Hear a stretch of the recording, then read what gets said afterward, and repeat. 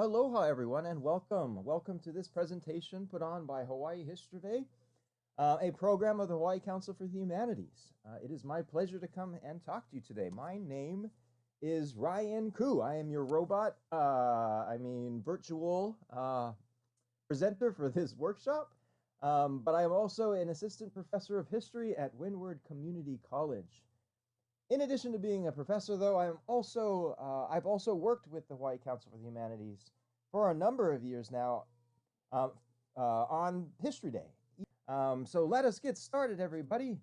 I thought the best place to get started is really where you would get started normally, right? Which is choosing your topic. Now, you might already have chosen your topic. I'm not sure exactly how far you are along on this process. But if you haven't yet, or even if you have, and you also have decided, yeah, I want to do a website, I think you should probably pause for a second and make sure that choice of topic is right for the medium of the website. Now, again, I think a website is versatile enough that you could really do any project on it. But uh, it might also be wise to kind of think about what a website is and the strengths of the website as you make your choice, right? For example, a website is a multimedia kind of medium, right? Where you can use text, you can use photographs and images, you can use sound bites, you can use videos, right? You can have links to, in other words, you're not constrained as you might be in, let's say, a paper format where you don't have all the access to the visual stimulation, or even an exhibit board, for example, right, where you're limited to the amount of words that you may be able to put onto the screen. So I think it's a good choice. I always recommend perhaps picking a topic that works well with the different choices that you have available, right?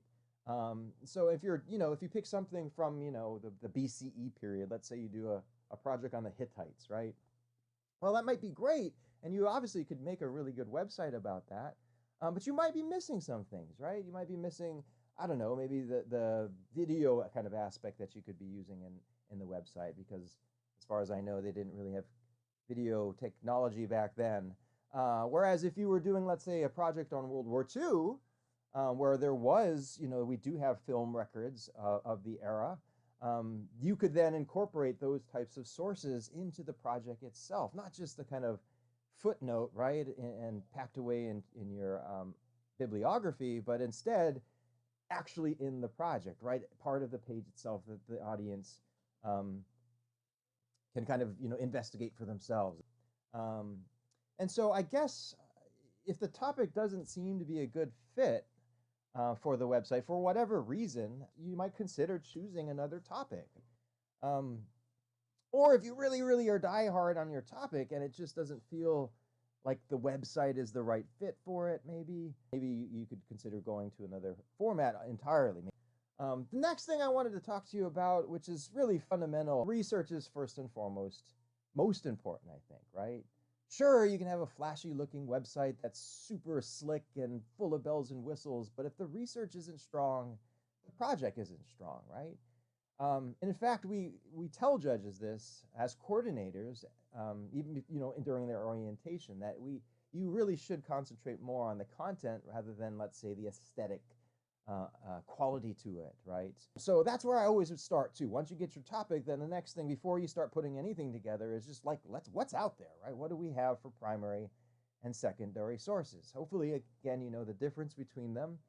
But just a quick note, a primary source is one that is produced in the time period that you're looking at, right? So an autobiography or perhaps a newspaper article at the time, or but a second that's different than a secondary source that's written, maybe years, if not decades or centuries afterwards, looking kind of backwards, right? Both are important for your project. The secondary, of course, kind of gets your overview of what you're looking at here, and then the primary is the stuff that you can really make shine in your project.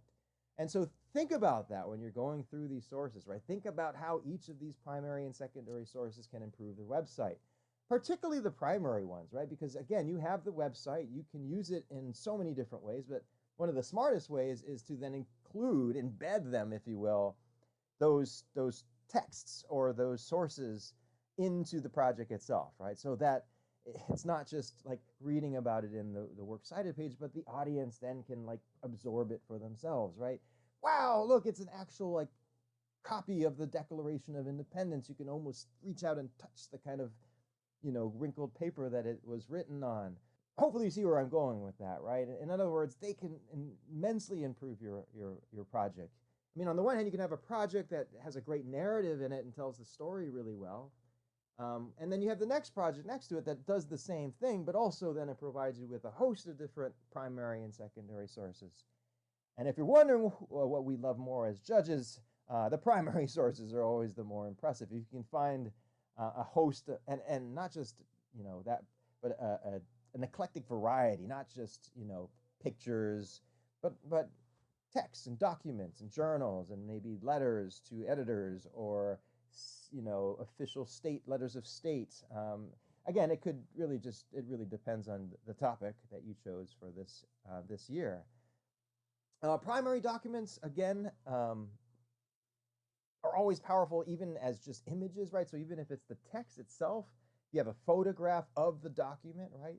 Like I don't know, Declaration of Independence always comes to mind, right? That's always smart to kind of put that in there.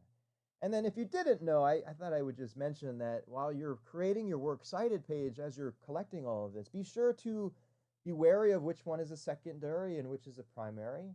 And I'm sure if you have any questions about this, your teacher will be able to kind of guide you in the right direction. But be sure that when you create your works cited page that there is a separation in them. And again, guys, I would caution against quoting entire sections of secondary sources. I don't think that's necessarily useful. I'd rather either let the source do the talking, maybe with a little analysis from you, or you do the talking, paraphrasing maybe the secondary source. Now, as you get into the actual creation of the website itself, I think the main thing to keep in mind is organization, right? And to have kind of a guiding compass, if you will. I always keep this mantra in my head, which is keep your audience in mind, right? In other words, just pretend at all moments as you're putting this together, from the choosing of the topic to deciding where the research that you that you found, where you're going to place it in the project, in other words, organizing it, to the kind of even the navigating of the actual website. You want to you put yourself in their shoes. Feel what it's like to kind of take a jaunt through your website, right? Is it confusing? Is it hard to navigate? Is it organized well, right? Is it kind of logical in the way that you've organized your tabs? Obviously, you don't want to just have one like giant page with a bunch of information into it. That just is hard to digest. So clearly, you want to at least have several different tabs at the top. You don't want to go overboard and have like 20 or something, but some standard ones I've included here are things like introduction, thesis, background. Historical context is a big one. I'll go into that in a later slide. These are the kinds of things like legacy, perhaps historical significance could be in there. And that way you can already start, even before you've, even put one, word down on or image down into the website, you've already now at least located, hey, now I know where the information should go, right? Oh, this is stuff about the background, right? Leading up to the event that I'm talking about. This should go in the background section. Or no, this is actually what was going on at the time that the event was taking place. This should go in the historical context section, right? Or this is what happened 50 years later. That should go in the historical significance context or the legacy tab, right? As I said before, you don't want to make sure it works correctly. Go through every tab, go through every little link that you put in there. Make sure everything is, not just functions, but that it's meeting the guidelines for the website category, right? So word limit, all that stuff you want to be sure you're checking on. But it's a real bummer when it's a great work and all of a sudden one of the tabs doesn't work, and then all of a sudden the judge can't see your amazing work. Don't forget your works cited section. I'm going to reference that I think in every section here. And again, while aesthetics counts, right, how pretty it is or how polished it is, that obviously matters, but not as much as the content, right? So Be sure that you're focusing on that first and foremost, and then you always have time maybe at the end to make it pretty once you have a solid project down, right? One of the last things I wanted to talk about was really the judge's perspective, because I think as a student, it's often hard to really know what the judges are looking for, right? So even though this is specifically about websites, this could really be a lesson for any of us or any of you in the History Day program. So once you have your kind of topic, you want to really narrow it down to a thesis, right? Not just I'm going to tell you what happened. Again, a narrative is good, but it's better to be analytical. It should have analysis in it, right? And that starts with your thesis, asking probing questions. And so once you have like a topic, like, I want to do the civil rights movement, then you want to narrow it down. Okay, well, that's a huge topic. Maybe you want to focus on a particular person or a particular period or a particular event. Maybe Martin Luther King Jr., right? That's a major character. Maybe you want to focus on that. And then you keep going, right? And you keep asking yourself those questions. Okay, so then, who is he, right? What did he do? When did it happen? Where did it happen? And then that last question is always the most important. Why? Why is this important? And I think the more of those 5 W's you ask as you're working your way through your topic, the finer tuned your thesis will become, right? And the hope is that it will not only be an analytical kind of thesis, but the best would be something original, right? Which again, in the 21st century, after hundreds and hundreds of years of history writing, it's perhaps hard to come up with an original idea. But for even like a slightly different take on a position is always encouraged, right? Again, a narrative is great. That's kind of that's one level of doing a history project. But what the narrative approach often misses are those questions, those probing, like, why should we know this, right? Okay, so what that it happened? Why should we know this? And I think those are really, really quite good questions to be asking all the way through. Like, so what and why, right? Why? So what? And if you can start to answer those questions, I think you're getting closer to analysis rather than just pure narrative. Historical context is a big one, guys. In the age of the internet, what we've noticed as judges is that while students' research has actually gotten better because it's actually gotten easier to find things online, that they sometimes lose the wider perspective of things, right? Like you can just zero in directly on Martin Luther King Jr. and kind of miss like, what was going on at the time? Oh my gosh, he didn't start it. He was just one of many players in this much wider, much longer movement, right?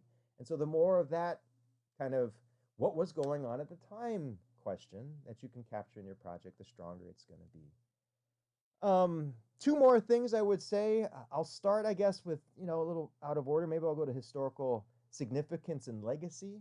I think the most powerful projects are often the ones that can really nail that point home, right? Like, okay, it happened in the past. So what and why?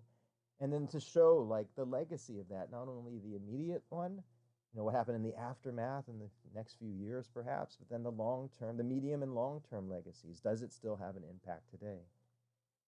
And then the final one I will say before I leave you for today is just to consider the issue of balance in your project, right? And I think this one is a real struggle, maybe perhaps the biggest struggle for students who often, fall in love with their topic and become very passionate about it. And particularly if it's about some kind of social wrong or injustice in the past that we have since tried to right, this can be a difficult thing to do, right? Because how can you give voice to the other side when it was so clearly an immoral one, perhaps, or an unethical one? But that is really like the challenge here, right? That is really the challenge of the historian, to be objective in our view of the past and to bring as many viewpoints as possible.